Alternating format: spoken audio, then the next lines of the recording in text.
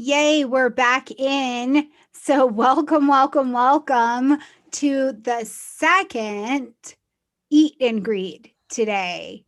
It has been a busy day over here, and we have talked about such good stuff, and it's going to just continue right now. So, hopefully, in this next hour, we give you something that is really worth you showing up. And if you haven't had a chance to catch part one of this talk with Clarissa, where we're looking at the presidential candidates charts from the vibrational astrology perspective, it is up in the Eat and Greet playlist. Check it out. And we need to get in here and get to this. So, welcome back, cousin Clarissa. I'm glad you're back, and today we're going to look at what are we looking at today? Thank you, cousin Stormie, and all cousins out there. Today we will be looking at election day and really all the mysteries behind it, including who is likely to win. So that's a hot topic. Right? That is a hot topic right now. It is so interesting. And I noticed that this year, unlike many of the other years that I've seen in the astrological community, not a lot of people have touched this. And it's such an interesting shift with everything that's happening around the timing that, from my end, I felt like it was even harder to kind of call, but just watching the energy. So I'm interested to see what VA has to offer. Yeah, well, we got loads of gifts from VA today. So let me start sharing my screen so we can get right all up in this juice because there's plenty of it. Okay. Good, and people are saying hello. Hello, friends. Thank you so much for coming today. Let me get my pointer together and let's get started. All right, so welcome to part 2. And we're just going to go over some basic stuff so that we're following along and that we can actually make this an enjoyable experience instead of just being, told what all these things we're doing are. Let's make this interactive. So again, just to recap, what I'm doing as a vibrational astrologer is I'm studying resonances and frequencies. So really the top energies and how energies either align or don't align for in analysis.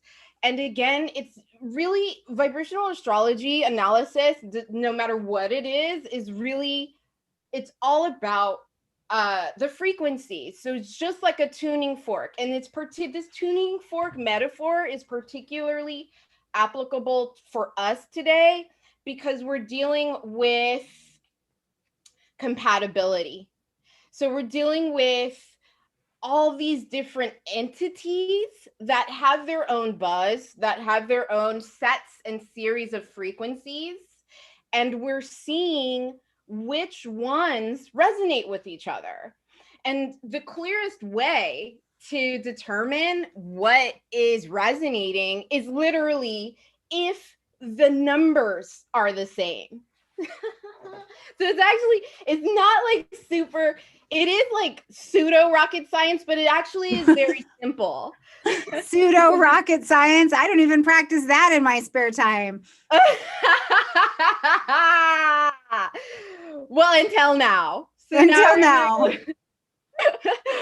Okay, so we're doing pseudo astrology rocket science that is actually simple. We've already done the natal in part 1. So we've gotten a feel of all the candidates, etc. And today we're going to be focusing on electional and, of course, compatibility, not synastry, but composite charts. And in terms of forecasting and all the choices that I've made for this presentation, let's get into them. We know who the players are. Donald Trump, Mike Pence on one ticket, Joe Biden, Kamala Harris on the other. We can't do Mike Pence because he has birth data, and that is completely unreliable. Nobody really, unless they're doing a solar chart and some other techniques, can really use Mike Pence's information for divination right now. So we have these political players. We have the country as a whole, USA Sibley chart. Like I mentioned in part 1, I use it because it works for me all the time seamlessly. Election day, so November 3rd, 2020, and we have a new thing. Want to guess what it is? Okay, well, if you guessed inauguration day, you killed it. So, another question that I'd like to ask you guys at this point is, what do you think the hierarchy is in terms of the prioritization of analysis? What is the most important, who are the most, or what are the most important players out of all these beings that we're analyzing? Huh. Okay, good question. Some of you guys might think that it's the candidate themselves, right? Yeah, I mean, they're there, they're the ones that we're voting on, et cetera, et cetera. But in my opinion, the most important entities of all of this analysis is election day. Oh, good. Somebody said inauguration day. And you got it, and inauguration day. So why? Because inauguration day and election day are singular events that take place in Washington, D.C. They are the end game. Nothing else, all the other stuff is like just is vibrating within them. They actually decide it. And you could argue that, you know, the United States Siblings chart, which is viewed by me as the populace of America, is equally as important. But because everybody's voting, right? But at the end of the day wins the day. Yeah. Nothing else wins the day but the day. So that's where I'm coming from with this. Here's a simple list of all the basics harmonic meanings. Please screenshot this. I'm going to blab for like 5 seconds so that you can you can totally screenshot this and keep track of this. We're not going to use these in the same way that we did in part 1. How we're using them today is we're using them more through the lens of octaves, which is a fundamental tool in vibrational astrology. So what are octaves? Well, for our purposes, octaves are number families. So because of fundamental belief and way that we approach analysis in VA is through the energies that the numbers emit. Numbers are everything in VA. Planets are everything, you know, whatever, but the numbers pretty much tell us mostly everything. Now, with the octave stuff, what we need to concentrate on is what the numbers are made of. That's the octaves. So for example, 25 is 5 times 5. So in terms of this octave perspective that we're adopting today, 5 times 5 is 25. So 25 is directly related to 5. It's built from 5. It's its own thing, but it's complete. It's like, you know, we're all cousins today. You know, this is actually blood relative cousin though. It's like we have the same similar genetic codes, if you will. And similar with like 21, for example, 7 times 3 is 21. So 21 is thus related to 3 and 7. Okay, so let's just keep that in mind. And so octave family trees, for our purposes today, it's really this guy down here. Octaves tell us, like I said earlier, everything, or pretty much everything when we're analyzing using VA.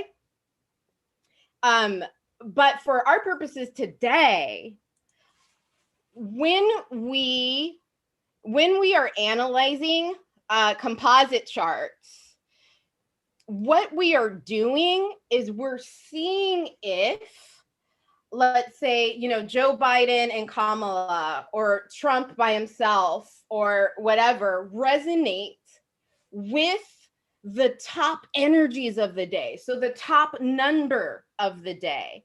If they have, you know, related numbers, or the exact same number would be the perfect thing. But if they have related numbers, then the people who are closest to the highest numbers for election day or inauguration day, they fit with the day. Thus, they are the winners of the day. Mm. So there we have it. So I'm going to stop sharing my screen for a second so that we can get into the good stuff. The good analysis. stuff. Oh my God. Okay. Now, so let me just ask, because something Yes. that happened the last time that Trump was elected is that astrologers did pick the correct candidate for the win, but because we have the electoral college, they were only right by popular vote. So as you're looking at this analysis through VA, are you just looking at who fits the day, or is this about taking the seat of the position of presidency? Well, it's both, because what we're going to see in a second is how screwed up election day is, frankly. Okay. We're burning ballots right now.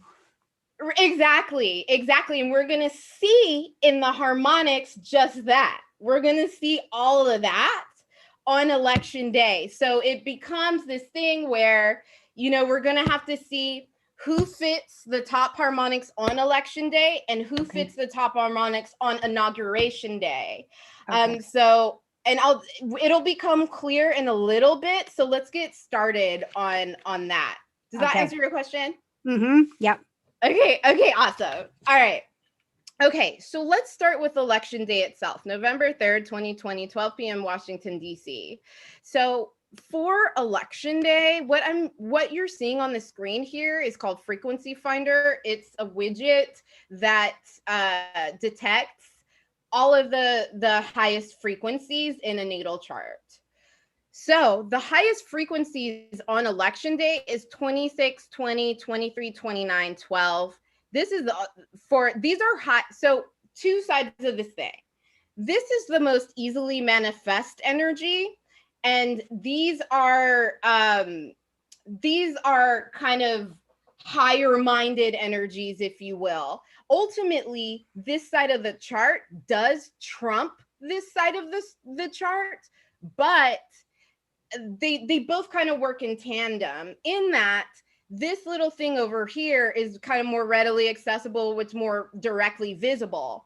And this stuff over here is telling us the main energetic objectives of the day that trumps everything, whether we can see it in apparent reality or not. Okay. So here are the top readily available energies, 26. Now, let's look at this. It's 13 times 2. So we know the 26 is related to 13 and 2. So we're going to be like, okay, who has 13 and 2 in the candidates? Who has 5 and 4? Who has 23? Who has 29? And then over here, a lot of these, but this is a prime number. So we're going to look at here and be like, oh, there's a lot of 19 in it. Oh, look at this. It's 41 times 3 times 2. And then this one is the one that is extremely interesting for me, which we'll get to in a second, 31 times 5. All right.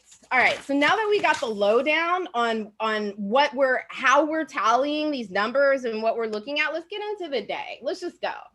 Election day. Okay. I'm in. I'm ready. Right. We ready. All right, let's get it. Okay. Election day is actually not surprising for what's already happening. All this stuff, this Moon, Jupiter, Uranus stuff, it says that people are super hype. We're in the 5th harmonic. People are so excited. People are super engaged. So in terms of engagement, this is probably going to be one of the highest levels of engagement in American U.S. history. It would probably be 1 to 3, etc. So, and we already see that with the long line, so that's not really a surprise to us. What is a surprise, and this is really trippy, is the quincunx operation here. So what's fascinating is that the quincunx in the 5th harmonic and the 11th harmonic works well. The quincunx is a sore spot, if you will, a sore spot of growth. It's funky, it's weird, all that kind of stuff, right? But in the 5 and the 11, it actually works well. Well, that's great, But the quincunx is paired with Saturn Uranus, which does not work well. You know, Saturn Uranus is unorthodox. It's inherent conflict because energetically in VA, these two planets are interminably opposed to each other in terms of how they expressed and manifest their energy. Saturn wants something that lasts beyond death, and Uranus is in the current moment and can't see in the past or the future. So we have these things that are like, so long story short, quick analysis of this. This means that conflict is working well today, that there is some type of unorthodox and difficult and totally frankly shady element that is taking over the day. Voter fraud, voter suppression.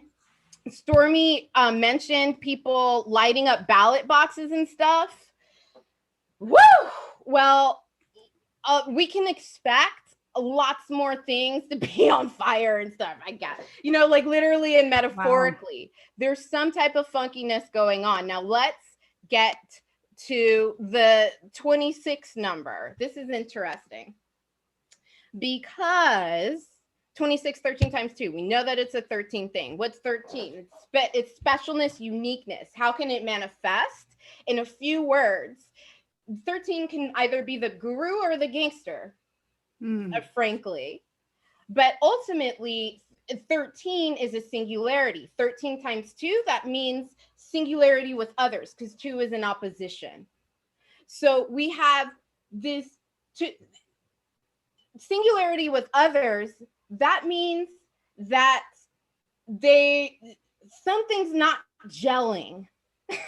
We have two things that are super, you know, I'm unique. I'm the thing. I'm the special thing, blah, blah, blah, blah, blah. And they're not gelling. Let's see why. Can we see something that tells us that this isn't gelling? Saturn Uranus. Mm-hmm. It's here with Neptune. And so what we're seeing here is that the Saturn Neptune component, which is very, Saturn Neptune is totally committed to things, to the long-term impact and functionality of things. It has to have some type of merit. It's not a throwaway thing. There's a ritual involved with Saturn Neptune. Usually in natal analysis, Saturn Neptune typically speaks to a spiritual ritual, you know, like meditation, etc. But we're not doing natal analysis now. We're in, you know, electional. We're in an election day, so it doesn't quite operate like the natal chart. But what it does do is it says that there is some type of weird thing going on with the basic ritual of voting that calls into attention the 13 times 2 thing, guru or thug, guru or gangster. So first of all, okay, I'm just going to be real with you. I'm looking at these harmonics, and we have 2 harmonics that are critical harmonics that contain Saturn Uranus. So already the results of the day, nobody's going to know what the hell. Honestly, it's not, the results are not clear. And there's probably going to be some type of call for investigatory bodies to look at this. And let's just think about this. Like the election day, I'm going to move on soon because a lot of it is already apparent in our consciousness now, in that it's a pandemic. Hella people are voting by mail. So there's all this, and you know, I'm in the state of California. We've been voting by mail forever, so it's not really that big of a deal for us. But there are some, you know, look at Pennsylvania and the Supreme Court, etc. There are some states that they're just introducing legislation for all these vote by mail things, and some states oppose it and don't, etc., etc. Now, the thug thing is really interesting because I think that what these harmonics are alluding to, that not many people are saying, we're hearing about voter suppression and things like that, but what people are not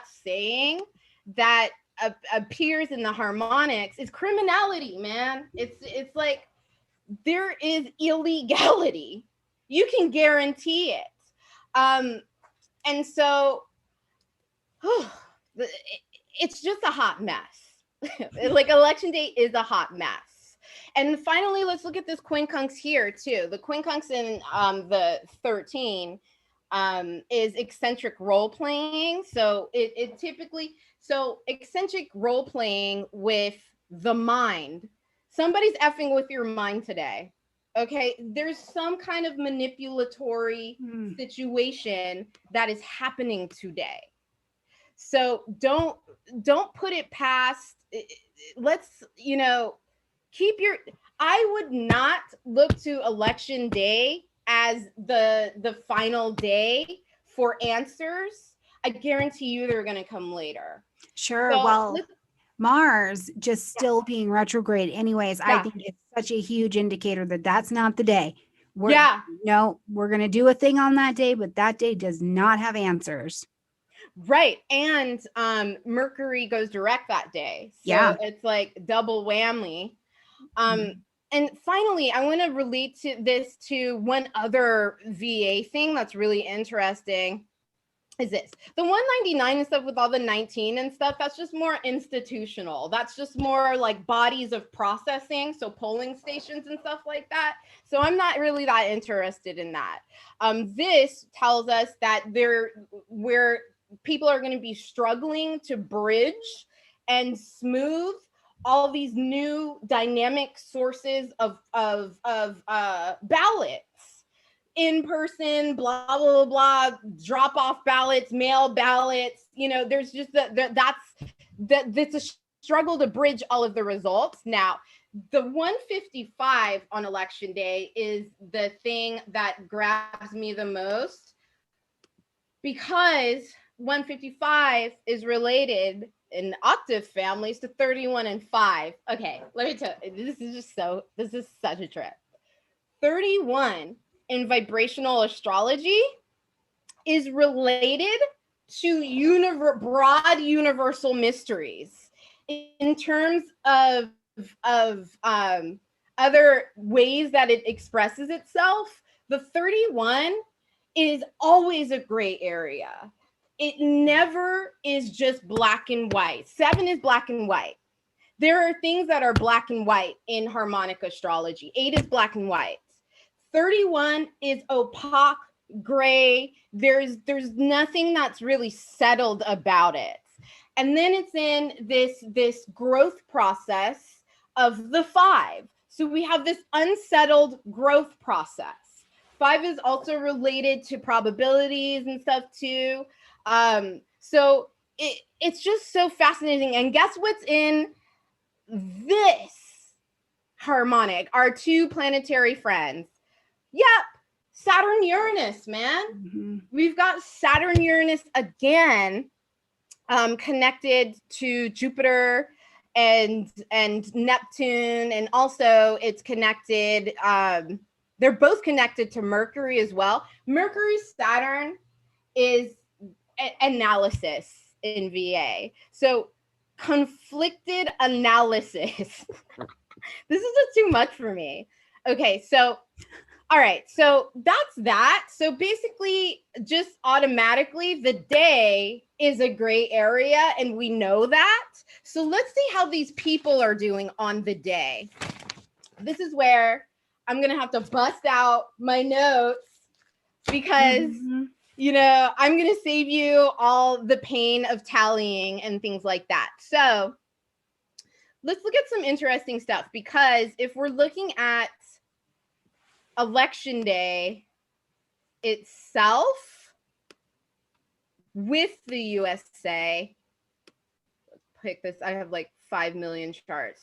Let's go to USA Sibley chart, and there's probably a composite with, yeah, here we go. Okay, so here's election day, and in America, the populace and the election day combined, right? So what does that mean? Okay, so it's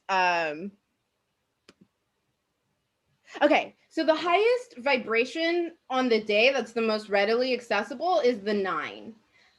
23 also is peculiar. It's really 23 is really weird and unique. So again, this is just a standout day. This is a historic day in its irregularity.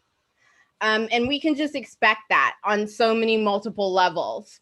Now, here's where things get interesting, because when we go to Donald Trump and election day, he has a 31 vibration. So he's coming up as this mysterious, figure just on election day itself. What's fascinating about this, though, to me, is that when we are looking at, here we go. When we are looking at the composites of Donald Trump, I don't think this is the right one. Actually, let me find the right one. Let me just pull it up. It's better that way. Okay, so let's do election day composite US Sibley with Donald Trump. Let's just add his chart real quick. So Donald Trump, boom, frequency finder. Have it over there calculating, doing its thing. This is so crazy. And this actually made me jump. I was like, wow. Okay, no, this is not the right one. Okay. Let me just tell you, because I promise you these calculations are correct. I've been doing them for like a week. I'm gonna tell you, Donald Trump in composite with election day and the Sibley chart, he has let me see if I can just find it over here, because that would be way easier. Yes, for the win, for the total win. Woo, like literal when we get this information up. Okay. All right, so highest vibration for Donald Trump with the body, the populace, USA, Sibley chart, and election day is 9. So let's go back here to the composite of USA and election day. It's 9. So Trump. Oh, wow. Hey. Trump went. So actually, he doesn't win the day. He wins the populace on election day, ostensibly, because it's there's still a lot of fundamentally weird things going on. So he wins. Donald Trump can declare victory on election day. Expect it. He's kind of been dropping hints and stuff like that. But looking at this, I would think that this guy is going to declare victory, even though the results are a hot mess and nobody really knows. So, yeah, sure. Well, and it's funny because, right, like in the day to declare victory, like he can just declare victory, even if everything has to be worked out still down the way. I mean, because didn't he already say, I mean, in our current consciousness, he has said, if the votes aren't right, I'm not leaving. Yes. So expect, that somebody, expect him to make good on that, like sure. Straight up. And so this is where all that Saturn Uranus stuff and it comes into play, in that, okay, this is just not, this isn't a normal fair game, where we have somebody who's just going to concede from power easily. Bet homeboy's not. He already said it, but bet he's going to make good on his word for that. So this is really fascinating, because when we go to Kamala and Joe Biden actually has the least frequency of the entire day. So Trump beats Biden on election day. But Kamala and Trump are even. They're even. And Kamala and Biden as a composite energy beat Trump. Wow. Right. So ultimately, we can say that it does appear that Kamala and Biden are going to win on election day. But there's a declaration that Donald Trump is the winner, but we know that the day itself is inconclusive. I see. All of that. There's all of that. Now, let's get into something extremely interesting. That is just so crazy to me. All right, now we're going to get into a little bit with Donald Trump, okay? Because let me show you something. Let's do some, quote, regular astrology here. If I can find this man's chart. Okay, we're going to put him on the inner ring, and then we're going to put the transits on the outer ring. Perfect. All right. So on October 29th, 2020, which is just 9 days from now, it doesn't appear like it. It's not like directly like it, but Donald Trump's lunar south node is conjunct transit lunar south node. So this is extremely significant. Let me tell you what the lunar south node means. I conducted vibrational astrology research on the lunar nodes, and I presented it earlier this year at the Vibrational Astrology Conference. Let me tell you what they mean.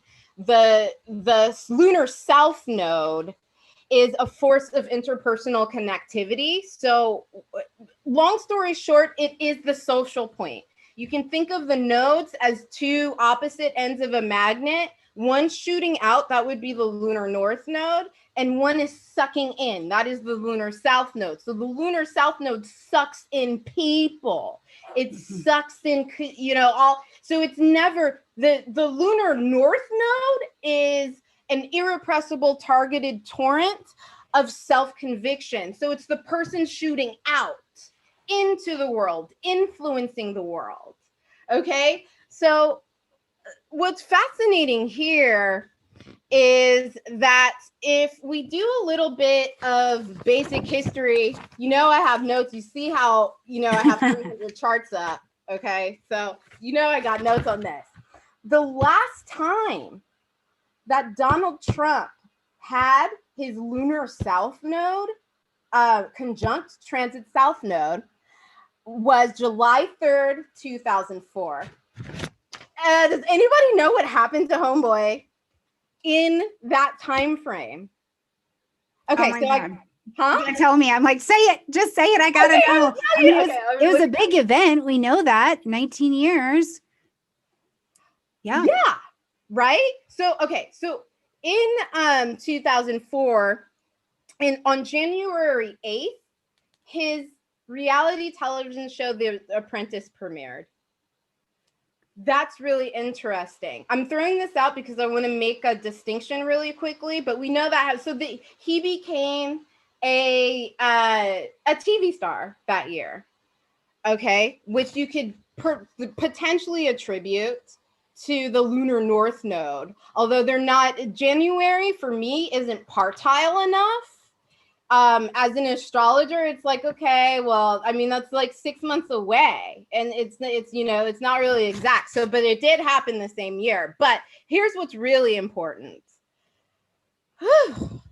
In October of 2004, Donald Trump made his first Chapter 11 bankruptcy filing out of 3. That was the first. This was for his okay, I'm reading this for you guys. For his Trump Hotels and Casino Resorts LLC, or however he did it, that was the first time in October when he filed for bankruptcy on that. And then he did it again in 2009. And then he did it again in 2014. And that directly affected his Taj Mahal casino in Atlantic City. And finally, that same year, Donald Trump co-founded Trump University, the I guess mail-in school or whatever that was, for real estate training, but ended up he got sued and he agreed to pay 25 million for like fraudulent lessons or whatever as part of that. This is all 2004, y'all. This is all, and the critical thing for me is the bankruptcies, because we know that that's after the lunar south node transit was conjunct his natal lunar south node.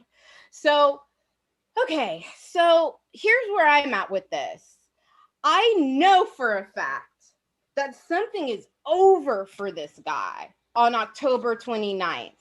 That some people are coming after him. We can look, this is, yes, okay. So the transits are for Washington, D.C., right? So we know, so we can trust the houses here. Fourth house ending. It's done. This dude is done somehow. Watch within the next 9 days. What happens in this next week or 10 days? Because something's going to go down. Now, we're doing a composite chart of when his lunar north nodes, the south nodes, are conjunct. His north node is conjunct too, but or it's part of it. Okay. I'm confusing myself. We know the nodes are directly opposite. So his lunar node there's going to be conjunct too, but okay. So let's look at this. So what are the highest harmonics? I've already done this, so we don't have to calculate it for the day. 25. You guys, like, this is too much for me. I love astrology because it's, okay, we're looking at 25. 25 is an organic growth process. It's typically creativity and play. But when it comes to forecasting and electional and stuff like that, 5 come out in investigations all the time. It's all about investigations. So what's fascinating here is that we have a sun, moon, our favorite friends, Saturn, Uranus, our favorite, most peaceful friends in the world, on, the sun of this. So I am expecting some type of investigatory body or something to come down on this man and end it for him. So the thing is, like, it doesn't, long story short, no matter, kind of what happens on election day, we know from this stuff, and also some sexual stuff can come out on this day. Some really, even more horrid sexual stuff. The man has been sued 3,500 times. I don't know how many pending lawsuits he has, but he has a grip now. So these are all, he has, the state attorney general from New York all up on him and the Trump family. So this is all colliding very shortly around election day. It's so fascinating to me. Sure. Well, and he's got this tax situation, and it's like with the nodal work, we typically are somewhere in the frame of the same kind of incidents reappearing in our lives. So that could very well speak to that, because that is highly under investigation at this particular moment in time. When we take astrology and think practically about the life of the individual. Exactly, because if we think about 2004, what happened? If we think about the lunar south node particularly, you don't file bankruptcy unless your creditors are coming after you, man.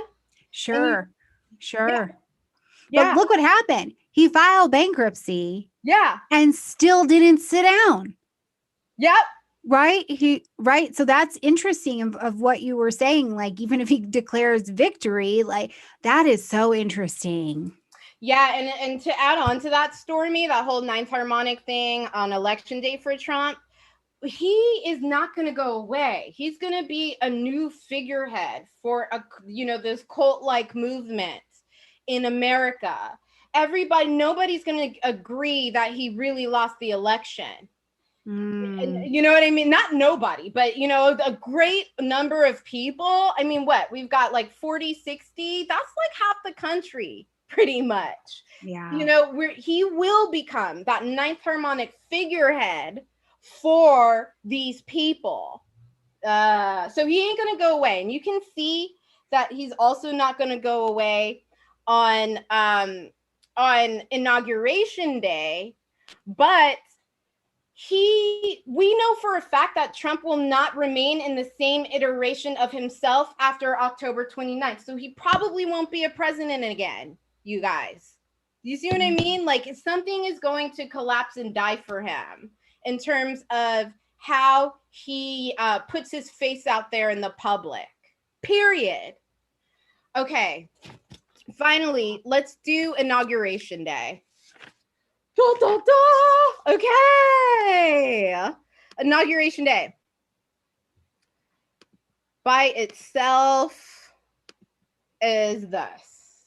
Here are all the top harmonics. This is a very interesting day because, as you can see here and here, we have the top harmonics of the day are the top readily accessible stuff is actually the top overarching harmonics of the day as well. We have 15, 30, 10. It's all the same top three. So these are particularly fundamental and strong frequencies. This is so interesting. Okay, let me bust out my notes for my tally. All right. So of all the composites that I generated, for all the players, Trump by himself, Biden by himself, Kamala by herself, and Kamala Biden as one ticket. Trump has one point. Biden has 2 points by himself. Kamala has 2 points by herself. And I'm going to show you the Kamala Biden ticket because this is,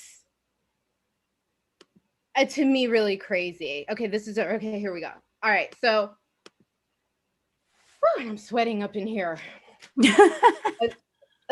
It gets serious, right? When you start figuring out all the details that are going on and the vibe that's happening, it gets serious. Oh, it's so serious. Oh my God. I'm like, okay, wait. Inauguration day, Joe Biden and Kamala Harris. I do not think that this is the right USA. No, okay, this is not the right one. Okay, so I'm looking for, and apologies for this. This is why this analysis is so hard and no astrologer wants to do this.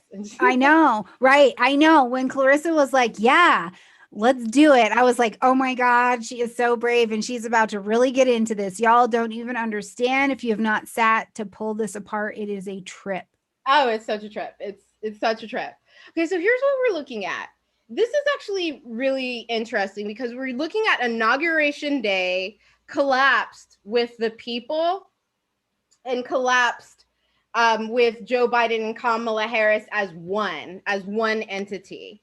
And so while we're waiting for that to calculate, we can go back to the inauguration day top 15, 30, 10, 15, 30, 10. That's it. That's the vibe. It, right?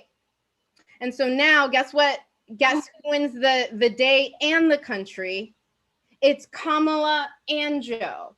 Now, this is very fascinating because according to all these calculations that I did, Joe Biden would not have won or would not be in vibe with inauguration day without Kamala. Right. So in fact, this was the best decision that he could have ever made. He could have straight up lost if Kamala wasn't there to help him. Let's see if I can show you this. Here's Kamala. Let's see where Joe's at. This is so interesting. Yeah, that's interesting because even in just the assessment of doing some of the mundane astrology, looking about the day, in regular old astrology, Yeah. looking at Kamala and Joe as well, it's like, well, we really need to be paying more attention to Kamala and Pence. But Absolutely. Pence without a good time is questionable, but certainly Kamala. Yes, yes. That's why it's so unfortunate that we don't have his birth data. Because what if he does aid Trump, right? We don't know, but we don't know what his information is. Now, here's something really weird. Joe Biden by himself in the United States with the people on inauguration day, he's a 2 and a 1 as one of the top harmonics. When we're doing a composite of all these charts, that is actually very, very fascinating in that it's actually the first harmonic is the hardest harmonic, I think, because it houses all of the frequencies in VA. It's the fundamental harmonic, so it's basically everything. So when we're saying that a long story, a long way to say, what I'm about to say without getting too much into theory and stuff, is that the United States populace on inauguration day with Joe, all of them become one. Like literally, they become one. They oppose each other and they are each other. So that's weird. I mean, that's just like a very strange kind of oracular divinatory thing that comes up. But another thing that he's a 30. So he's like he taps into all that. Now let's look at Donald Trump and see what's happening to him. Because number one, at the end of the day, it may seem unremarkable that Kamala, Joe, on inauguration day with the U.S. populace are hitting 15s. It's like, oh, how stupid. But it's actually so powerful that they're 15, because that means that they are dominant. They are fundamentally aligned with the dominant frequency of the day. Therefore, they take precedence. They are, boss. They are the boss day. So Donald Trump on inauguration day in the USA is actually really fascinating because, okay, we're about to see this in a second. Calculate. So Donald Trump really doesn't have nothing going on it with the U.S. populace on inauguration day, and him. He does not possess a 15 or a really quite a lot of 5 energies. He just doesn't. It's not. So again, like, to me, he's on 11. 11 is restless chaos. Right.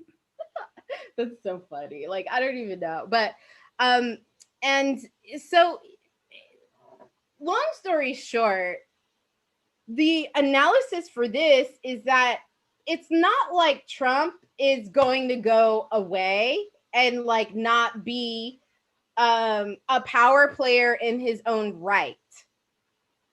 But come election day, inauguration day, which is just way more simple. So let's look at this. Inauguration day does not have mysteries or anything in it. It doesn't have, let's look at the 15. What does it look like?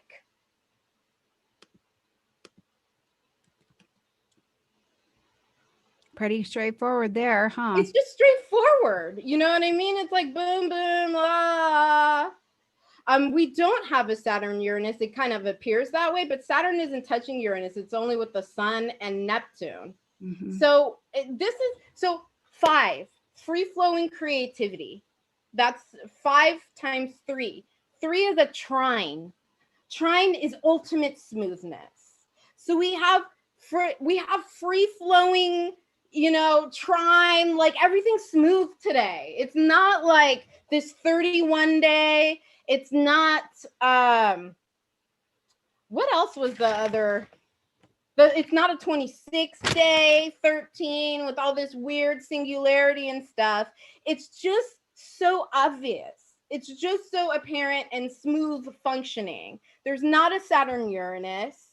There's not, there's a Sun Uranus, excuse me. There's a Sun Uranus Mars Pluto, yes.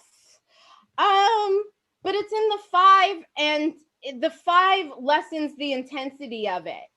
The reason why the election day 5 was weird was because of the quincunx between Saturn Uranus, which we also don't have in this 5 octave family based harmonic. We do not have a quincunx here. It is not funky. There are not seedy elements going on. And so Kamala and Joe, they're likely to be inaugurated, frankly.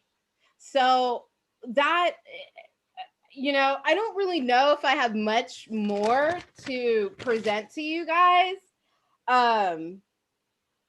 So yeah, I guess, I feel like I've already come to my conclusions a little bit too.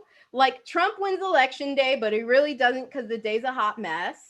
Something's over for Trump October 29th. He will not appear in public the same way. Probably some investigations coming to get him and destroy him.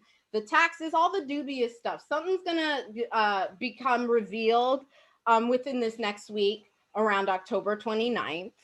Then Inauguration Day, Trump is not going away necessarily, but he does not align with the top frequencies of the day. Joe and Kamala do. So my assessment on that would be that they'll be inaugurated. So how you guys feeling out there? What do you guys think? And now we wait, right? Yeah.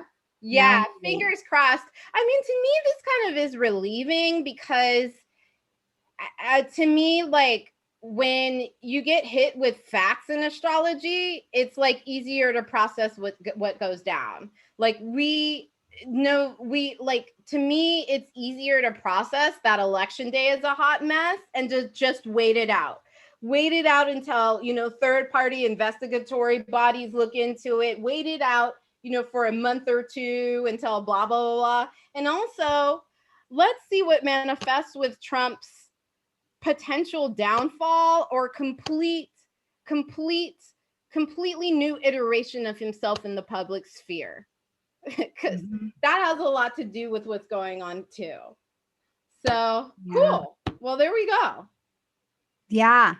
Well, I think people have enjoyed this, and it's interesting because, if you're watching different astrologers or you're watching different methods as it comes out, people are coming to different conclusions. And I think that, yes, definitely, it's kind of up in the air, and we are all going to have to watch and wait this out. We can take our cues and clues from the astrology and see how it goes. But just like anything else, in my experience with astrology, I can't say exactly, right? Because I'm not the powers that be, but we go in and take the best cues that we've got available and make an assessment. So if you are watching this and you're feeling some kind of way about it, or you're not feeling any kind of way as a practice of astrology, I encourage you, go pull the charts of these days and look through them and see what your intuition and your skill are pulling out for you. Because as astrologers, that's what we're doing. We're using the intuition, we're using the skill, we're using particular methods, and we're pulling out where we think this will be shaped. So I encourage you, no matter what you think, no matter how you feel about it, go pull these charts on your own and do the astrological work, and bring it back, enjoying the conversation. This doesn't have to be a fight. It's a conversation about astrology, not about the players. It's about the astrology of the day and the astrology energetically of the players. It's really quite fascinating. So, Clarissa, you've got big old balls, girl, big old. Like, this is it was bold. This was bold and this was hard. And I just want to honor you, because it takes a lot to come and talk to your fellows about something that's really big like this. So, and I just want to say thank you so much for everybody out there who was just lifting Clarissa up, because this is hard to talk about in public in this field or any other one. And any astrologer you see doing it, like, give them some love, because they're trying to apply their craft into a very sensitive place in our world and do it as non-biased as we can. So just lots and lots of love to you, Clarissa. I'm super proud of you, girl. Oh, thank you, Stormie. And the people are saying they honor you as well. So Guys, right. All right, y'all. Well, this has been 2 eat and greets today. Lots of information, from like esoteric soul level stuff to the vibration of an entire country and a day. I mean, we have just done it over here today. So no matter if you showed up to the one before, if this is your first eat and greet of the day, no matter what, I am so grateful that you showed up. And hopefully we gave you something in this time that is worth the time you took to show up, and also encourages you to enhance your practice by practicing coming up with some of these assumptions yourself. So I love you guys very, very much, and we will tell you goodbye.